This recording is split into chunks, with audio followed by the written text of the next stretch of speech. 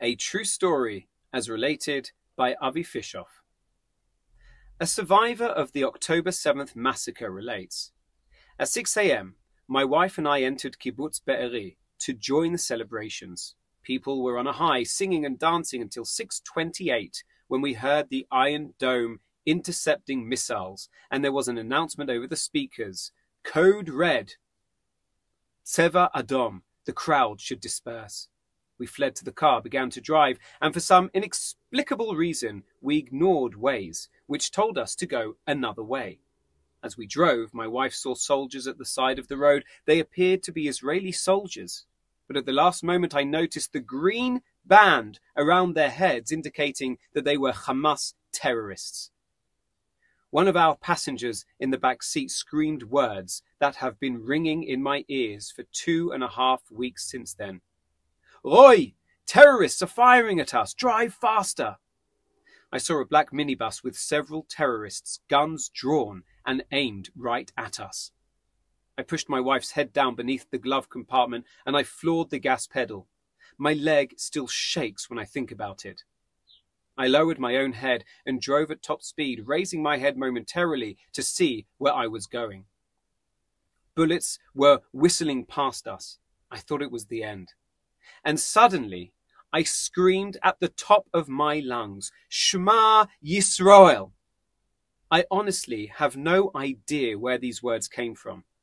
In my rearview mirror, I saw the terrorists heading in the direction of Kibbutz Be'eri toward the party. I immediately called my brother and told him to leave. He responded that he had been searching for his keys for 20 minutes already. I said, Idan, an entire group of terrorists have just shot at us and they are heading toward you. Forget the keys, just run. Idan relates, at that point, I tried to find the police to tell them what was happening. I told them there are 2 vehicles full of Hamas terrorists who just opened fire on my brother's car and they are headed our way. They tried to calm me down and said I was overreacting, but within a few moments we all heard gunfire. A friend offered me to come in his car. For some reason, I didn't take him up on the offer. And I heard later that there was only one survivor from that car. Suddenly, bullets were flying in all directions, and I decided to hide rather than to escape. I remained in hiding there for 5 hours. Only later, when seeing the carnage and the bullet-ridden cars outside, did I become aware of the great miracle I had experienced.